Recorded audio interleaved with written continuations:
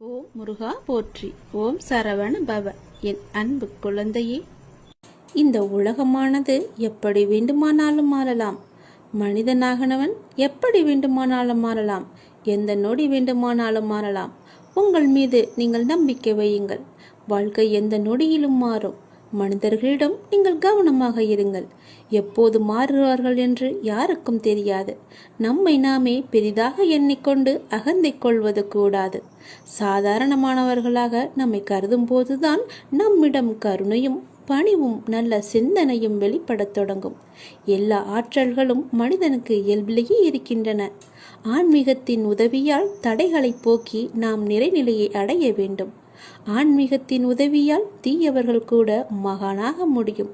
இந்த உலகம் இறைவனுக்கு சொந்தமானது. உலக பொருட்களிலெல்லாம் அவரே இருக்கின்றார். இந்த கோணத்தில் பார்க்க தொடங்கிவிட்டால் நம் மனம் உயர்வு பெறும். இங்கொன்றும் அங்கொன்றுமாக நுனிப்புல் மேய்வது போல ஒருபோதும் மேயக்கூடாது.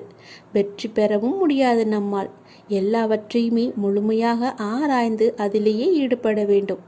கன நேரம் இன்பமாக ஏதோ ஒன்று கிடைக்கலாம். ஆனால் அத்துடன் எல்லாம் முடிந்துவிடும். நம்முடைய இன்பமானது தொடர்ந்து நிலைத்து இருக்கும்படி செய்ய வேண்டும். ஒவ்வொரு நேர்மையான செயலும் அதற்குரிய வெகுமதி தர காத்து கொண்டிருக்கிறது.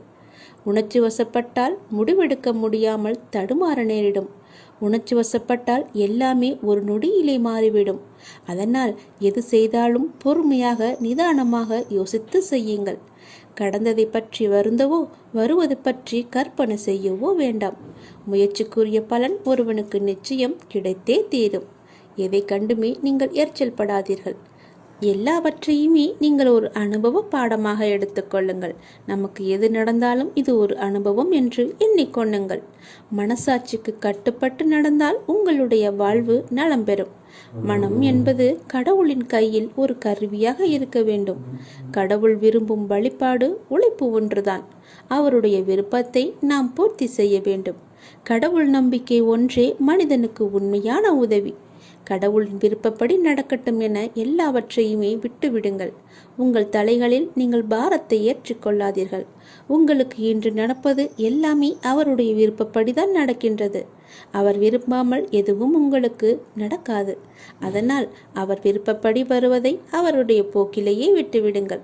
கடவுளிடம் எல்லாம் நன்றாக இருக்க வேண்டும் என்று பிரார்த்தனை செய்யுங்கள். எல்லாம் உங்கள் இஷ்டப்படியே நடக்கட்டும் என்று அவரிடம் விட்டுவிடுங்கள். நீங்கள் எது செய்தாலும் எனக்கு நன்மையாக மட்டும்தான் இருக்கும் என்று அவர் மீது நீங்கள் நம்பிக்கை கொள்ளுங்கள். மற்ற எல்லாவற்றையும் அவரே பார்த்து கொள்வார். நீங்கள் பயமின்றி நிம்மதியாக கவலைப்படாமல் சந்தோஷமாகவே இருக்கலாம். உனக்கு உள்ள பிரச்சனைகளை பற்றி எனக்கு தெரியாது என்று நினைத்து கொண்டிருக்கிறாய். உன்னுடைய பிரச்சனை என்ன, எப்படி வந்தது, எதனால் வந்தது என எல்லாமே எனக்கு தெரியும். உன் பிரச்சனைகளை நினைத்து நினைத்து உன் வாழ்நாளில் இருக்கும் நிம்மதியை இழந்து நீ தவித்து கொண்டிருக்கிறாய். உன் மனதை ரணப்படுத்தி கொண்டு எரிச்சல் பட்டு வாழ்க்கையையே ரணமாக்கி வைத்திருக்கிறாய். அதை எப்படி சரி செய்வது என்று தெரியாமல் இருண்ட காட்டில் நுழைந்தது போல திக்கிட்டு இருக்கிறாய். இதனால் வாழும் வாழ்க்கையே உனக்கு நரகமாக தோன்றுகிறது. ஒரு விஷயம் உனக்கு பிடிக்கவில்லை என்றால் அதை நீ விட்டுவிடு. விரும்பாமல் ஏற்றுக்கொள்வது சரியல்ல. உனக்கு நீயே செய்யும் தீமை. உனக்கு நீயே வேஷம் போடுகிறாய் என்ற அர்த்தம். உனக்கு அது நிம்மதி தராது. மற்றவர்களுக்கும் நிம்மதி இல்லாத சூழலை உருவாக்கும். அதை விட்டு நகன்று விடுவதுதான் சிறந்தது உனக்கு. அமைதியாய் போவதில் தவறு இல்லை. ஆனால் அந்த அமைதியை ஏற்க முடியாமல் சில பேர் இருப்பார்கள். காரணம், உன்னிடம் பேசி பழகிவிட்டார்கள். அவர்களுக்கு அது ஏற்றுக்கொள்ளக்கூடியதாக இருக்காது. அவர்கள் செய்யும் சில விஷயங்கள் வருத்தத்தை ஏற்படுத்தியது என்றால் மனம் வருந்தாமல் அமைதியாக நீ விலகிவிடு. அவர்களுக்கு நீ விட்டு சென்றதாக தோன்றும். உண்மையான காரணத்தை அவர்களுக்கு நீ உணர்த்த வேண்டுமென்று அழையாதே. உன்னை புரிந்தவர்களாக இருந்தால் அது அவர்களுக்கு தெரியும். அவர்கள் செய்த தவறு என்ன, எதற்காக நீ அமைதியாக இருக்கிறாய் என்று. இதையெல்லாம் ஒரு விஷயமாக எடுத்துக்கொண்டு நீ கலங்காதே. அதை மற்றவர்களிடம் கோபமாய் வெளிப்படுத்துகிறாய். அப்படி அவர்கள் என்ன செய்தார்கள்? கோபத்தையும் எரிச்சலையும் விடு. உன்னை காயப்படுத்தினது நியாயமில்லைதான். அதற்காக அந்த கோபத்தை மற்றவர்களிடம் காண்பிப்பது மிகவும் தவறு. நிம்மதியுடனும் சந்தோஷத்துடனும் வாழ அதற்கான எல்லா முயற்சியிலும் உன்னை நான் ஈடுபடுத்தி செய்ய வைப்பேன். நானே துணை நின்று உன்னை காப்பேன். நீங்கள் வாழ பிறந்திருக்கிறீர்கள். வாழ்வை அனுபவித்து வாழ வேண்டும். அதற்கு தடையாக உள்ள கஷ்டங்களையும் பிரச்சனைகளையும் வேறு விதமான சூழல்களையும் நீக்கி எல்லாவற்றிலும் சம்பூர்ணமாக வாழ வேண்டும் என்பதே இந்த அப்பாவின் விருப்பம். அப்பாவின் விருப்பம் உங்கள் வாழ்க்கையில் நடைமுறைக்கு வர வேண்டும் என்றால் அப்பா உங்கள் மனதில் இருக்க வேண்டும். அப்பா என் மனதில் இருப்பதை எப்படி அறிந்து கொள்வது என நீ கேட்கலாம். எந்த மனதில் அமைதியும் சாந்தமும் நிலவுகிறதோ, எந்த மனம் எப்போதும் அன்பினால் நெகிழ்கிறதோ, எந்த மனம் எப்பொழுதும் பொறுமை காக்கின்றதோ, எந்த மனம் அனைத்தையும் சகித்து கொண்டு போகிறதோ அந்த மனதில்தான் அப்பா முழுமையாக இருக்கிறார். சில நேரங்களில் கஷ்டம் கலங்கச் செய்யும், வேதனை திகைக்க வைக்கும், பிரச்சனைகள் மூழ்கடிப்பது போல தெரியும். ஆனால் திகைக்கக்கூடாது. எதையும் முன் ஜென்மத்து வினை என எடுத்துக்கொண்டு இனி வரும் நாட்களில் நாம் நன்றாக இருப்பதற்காக இந்த நிலையை அப்பா தருகிறார் என ஏற்றுக்கொள்ள வேண்டும். மனநிலை மற்றும் மாறுதல்களுக்கு மௌன சாட்சியாக இருப்பவன் இறைவன். அப்பா எனக்கு எதையும் செய்யவில்லை என கதறி அழுத நாட்கள் உண்டு. அழுத நாட்கள் எல்லாமே முடிந்து போகும். ஆனந்தமான காலம் உங்களுக்காக காத்திருக்கிறது. மரம் இலைகளை உதிர்க்க ஆரம்பித்து மொட்டையாகி நின்றால் மரம் பட்டுவிட்டது என நாம் கதறுவது கிடையாதே. இது இலையுதிர்காலம், இனி வசந்த காலம் வரும் என்பதை நினைத்து நாம் காத்திருப்போம் இல்லையா? அப்படியேதான் உங்களுடைய வாழ்க்கையும். இந்த துன்ப நாட்கள் எல்லாமே முடிவுக்கு வரும். முடிவுக்கு வந்து உங்களுக்கு இன்பம் சேரப்போகிறது. அன்றைக்கு நீங்கள் தகுதியாக இருப்பதற்கு இந்த கஷ்டம் என்ற பயிற்சி உங்களுக்கு அளிக்கப்படுகிறது. அப்பா எப்படி முழுமையானவரோ அப்படியே நீங்கள் முழுமையான தன்மை உடையவர்கள். அவரே முழுமையை நோக்கி உங்களை அழைத்து செல்வார். எதை பற்றியுமே நீ கவலைப்படாதே. உன்னோடு நான் எப்போதுமே இருப்பேன். உன் பிரச்சனைகளை நான் தீர்த்து வைக்கிறேன். எதை பற்றியுமே நீ கவலைப்பட்டு கொண்டே உன்னுடைய வாழ்வை நீ இழந்து விடாதே. உனக்கு துணையாக நான் இருக்கிறேன். உன்னுடைய வாழ்க்கையை நீ சந்தோஷமாகவே வாழ். உனக்கு நிறையவே பிரச்சனை இருக்கிறது. எதை சொல்லி எங்கே போய் அழுவது என்று தெரியாமல் நீ தினமும் புலம்பி தவித்து கொண்டிருக்கிறாய். எனக்கென்று யாருமே இல்லையே, நீங்களும் இருக்க மாட்டீர்களா அப்பா என்று என்னிடமே நீ கேட்கிறாய். உனக்கு யார் இல்லை? எல்லோருமே இருக்கிறார்களே. நீதான் அவர்களை புரிந்து கொள்ளவில்லை. யார் என்று சொல்கிறேன் தெரியுமா? அந்த கடவுளை தான் சொல்கிறேன். உனக்காக அம்மாவாக அந்த அம்மன் இருக்கிறார். அப்பாவாக அப்பன் ஈசன் இருக்கிறார். குருவாக நானும் இருக்கிறேன். உனக்காக எல்லோருமே இருக்கும்போது, உனக்காக அந்த கடவுள்களே இருக்கும்போது நீ ஏன் எனக்கு யாருமே இல்லை என்று சொல்கிறாய்? உன் கவலையை போக்க அந்த படைத்த இறைவன் எங்களுக்கு தெரியாதா? உன் பிரச்சனை என்ன என்பது எங்களுக்கு தெரியாதா? உன் பிரச்சனையை கேட்பதற்கு எவரும் இல்லை என்று நீ கவலைப்படாதே. உங்களுக்காக உனக்காக நாங்கள் எல்லோருமே இருக்கிறோம். எந்த பிரச்சனையாக இருந்தாலும் சரி எங்களிடம் சொல், உடனே நாங்கள் தீர்வு கொடுக்கிறோம். உனக்காக, என்னுடைய குழந்தைகளுக்காக நாங்கள் எது வேண்டுமானாலும் செய்வோம்.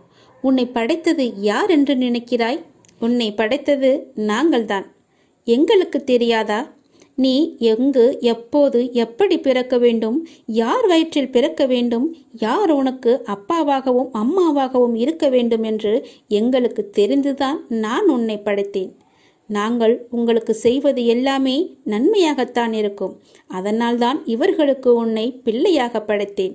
இப்போது நடந்தது, இதற்கு முன்பு நடந்தது, இனிமேல் நடக்கப் போவது எல்லாமே எங்களுக்கு தெரிந்துதான் நடக்கிறது என்பதை நீ ஏன் மறந்துவிட்டாய்? உன்னுடைய கவலைகளை பற்றி எங்களுக்கு தெரியாதா? உன்னுடைய பிரச்சனைகள் எல்லாமே தீரும் நேரத்தை நீ நெருங்கிவிட்டாய். நீ இதுவரை அனுபவித்தது பூர்வ ஜென்ம, முந்தைய ஜென்ம கர்மாவின் பலன்தான். மிச்சம் இருந்தது, அது இப்போது முழுவதுமாகவே தீர்ந்துவிட்டது. இன்னும் நான் உனக்கு நிறையவே கொடுக்கப் போகிறோம். அதை பெறுவதற்கு நீ தயாராக இரு.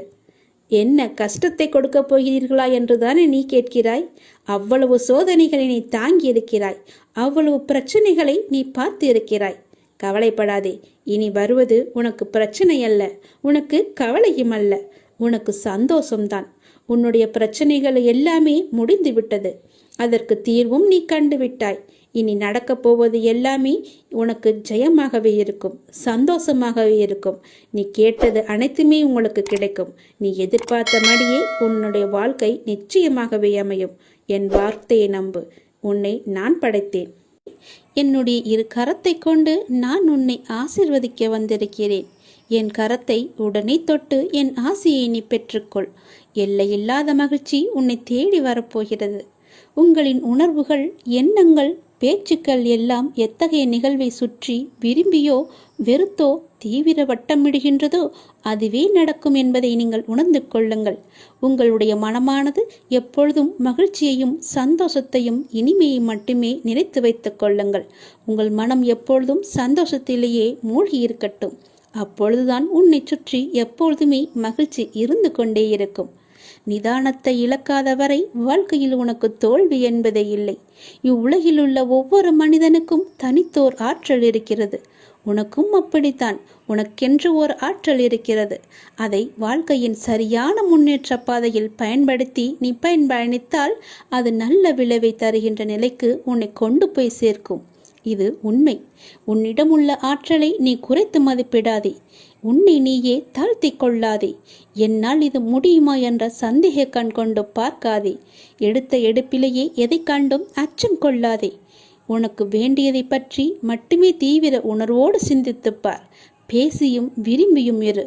நீ நினைத்தது விரைந்து நிறைவேற வேண்டுமானால் தோல்விக்கு அஞ்சி முடங்கி கிடப்பதோ மடங்கி கிடப்பதோ நல்ல வாழ்க்கையை தராது என்பதை நீ உணர்ந்து கொள். போட்டியில் தோற்றாலும் ஓட்ட பந்தயத்தில் ஓடுபவன்தான் வெளியில் நின்று விமர்சிப்பவனை விட மேலானவன்.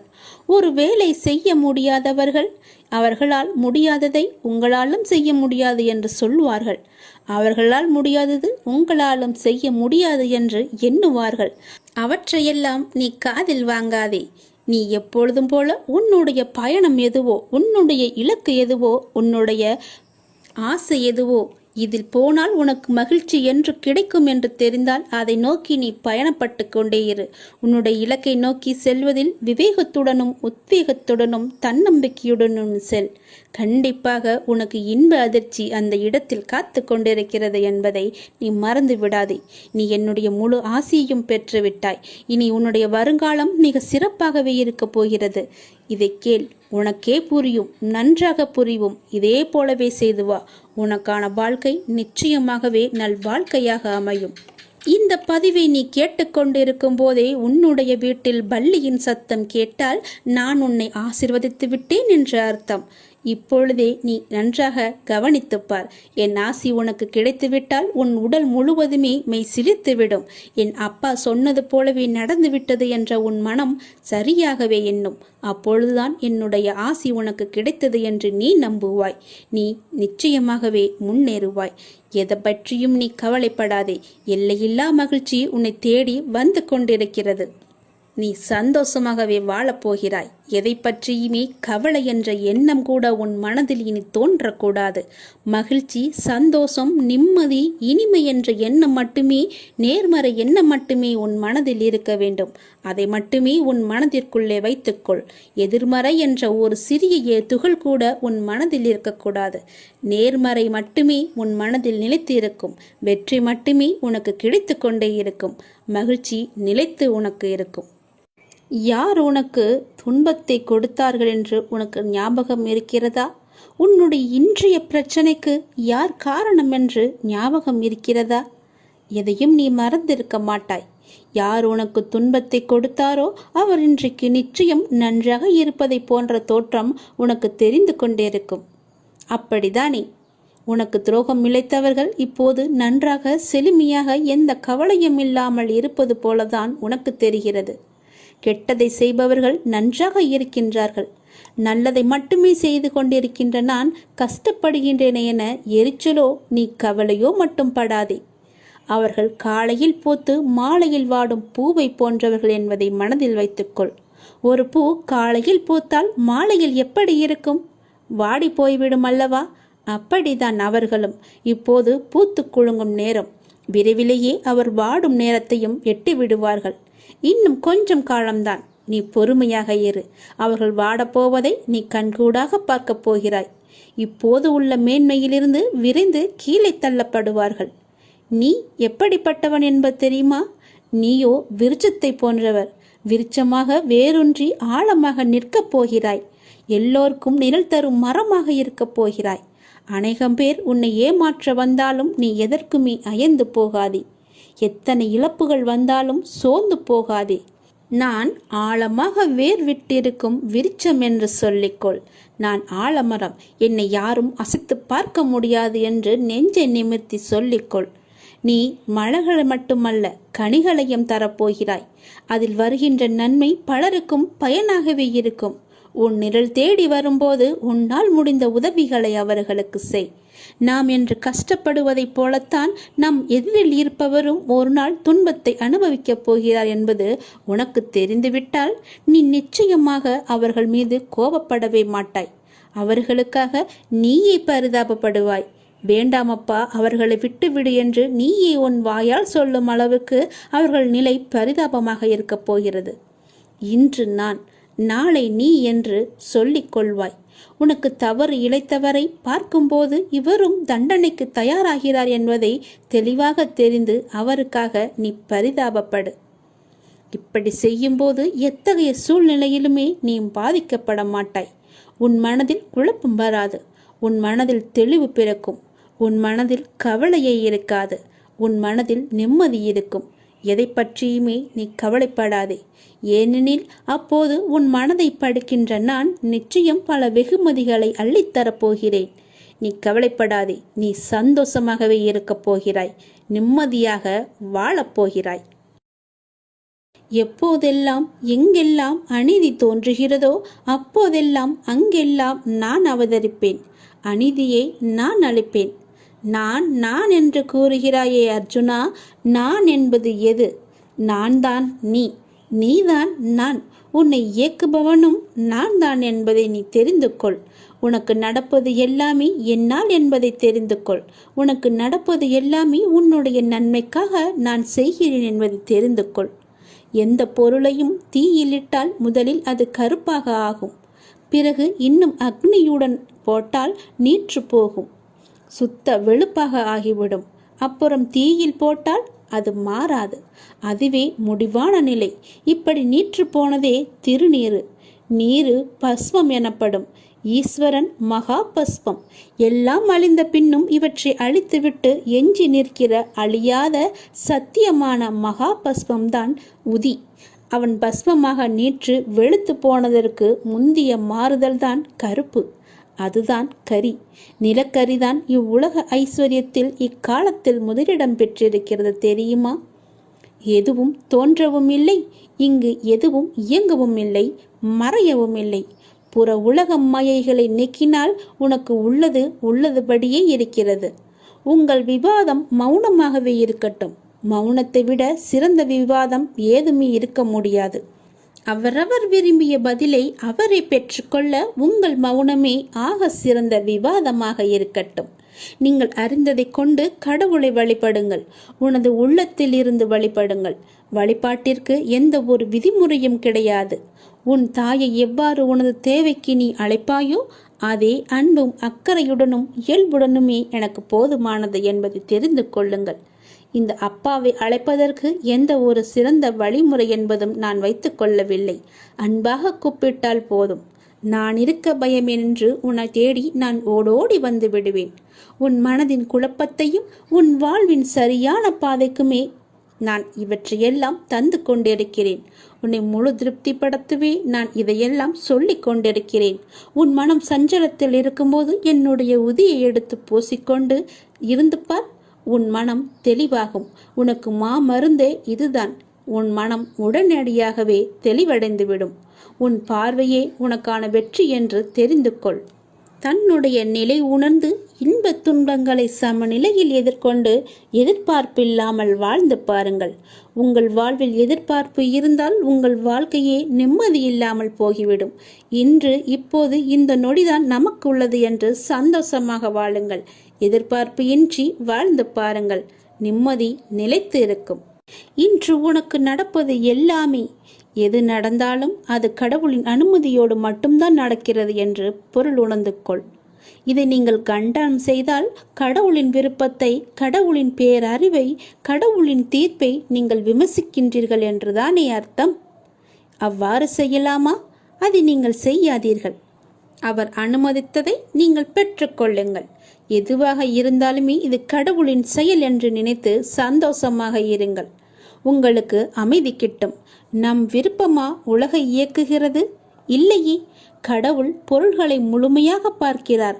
மனிதன் பொருள்களை ஒரு பகுதியாக பார்க்கிறான். மனிதன் கடந்த காலம் மற்றும் எதிர்காலத்தில் இருந்து பிரிந்து நிகழ்ச்சிகளை நிகழ்காலத்தில் மட்டுமே பார்த்து கொண்டிருக்கிறான். கடவுளுக்கோ முன் நடந்ததும் தெரியும், பின் நடக்க போவதும் தெரியும், இப்போது நடக்க இருப்பதும் தெரியும். அதனால்தான் கடவுள் ஒற்றுமையை காண்கிறார், மனிதன் வேற்றுமையை காண்கின்றான். கடவுள் பூரணமான நியாயத்தை காணும்போது அதே தருணத்தில் மனிதனோ அதை காண்பதே கிடையாது. நீங்கள் கடவுளின் ஸ்தானத்தில் வைத்து பாருங்கள். நீங்களே கடவுள் என உணருங்கள். பிரபஞ்சம் முழுவதும் உங்களுக்கு படைப்பே என்றும் அனைத்தும் உங்கள் விருப்பத்தாலேயே நிகழ்கின்றன என்றும் உணர்ந்து கொள்ளுங்கள். உடனேயே உங்களுக்குள் அபரிமிதமான அமைதியும் ஆற்றலும் ஊற்றெடுப்பதை நீங்கள் உணர்ந்து கொள்வீர்கள். பிறர் நம்மை திட்டும் போது பிறர் உங்களை காரணமின்றி திட்டுவதாகவும் காரணமின்றி துன்புறுத்துவதாகவும் நீங்கள் கூறுகின்றீர்கள். அது உண்மையாக இருந்தாலும் கூட அதற்காக அலட்டிக் கொள்ளாதீர்கள். நிலைமையை பொறுமையுடன் சமாளியுங்கள். இக்கட்டான நிலைமைகளை சமாளிப்பதில் அமைதி ஒரு சக்தி வாய்ந்த ஆயுதம் என்பதை நீங்கள் காண்பீர்கள். யாராவது உங்களை திட்டினால் கண்களை மூடிக்கொண்டு பொறுமையாக இருங்கள். பிறர் அவர்கள் விருப்பம் போல நினைக்கட்டும், அவர்கள் விரும்புவதை சொல்லட்டும். இந்த உலகம் முட்டாள்களால் நிறைந்தது. நீங்கள் அறிவுடையவராக விளங்குங்கள். எல்லோர் முன்னிலையிலும் பணிவுடன் இருங்கள். எந்த நிலைமையிலும் அடக்கமாக இருங்கள். நான் உயர்ந்தவன் அல்லது தாழ்ந்தவன் என்ற எண்ணத்தை விடுத்து அனைவரிடமும் அனைத்திடத்தும் கடவுளை காண கற்றுக்கொண்டால்தான் இது சாத்தியமாகும். கடவுள் அப்படித்தான் விரும்புகிறார். எனவே அது அப்படியே இருக்கட்டும். பிறர் உங்களை நிந்திகையில் நீங்கள் மௌனமாக இருங்கள். கலக்கம் அடையாதீர்கள். பழி சொற்களை ஏற்றுக்கொண்டால் என்ன ஆகப் போகிறது? அடக்கத்திலும் தூய்மையிலும் நீங்கள் வளர்ச்சி அடைவீர்கள். அதுவே மிக பெரிய தவம் என்பதை தெரிந்து கொள்ளுங்கள். ஆன்மீகத்தில் நீங்கள் உயர்வடைவீர்கள். நிச்சயமாகவே யாராவது உங்களை வசிப்பாடினால் அவர்கள் முடிக்கும் வரை என்னுடைய நாமத்தை நீங்கள் ஜபித்து கொண்டே இருங்கள். வாய்விட்டு கூறினாலும் சரி, அவர்கள் கூறுவது உங்கள் காதுகளில் விழாது. நீங்கள் செவிடாகி விடுவீர்கள்.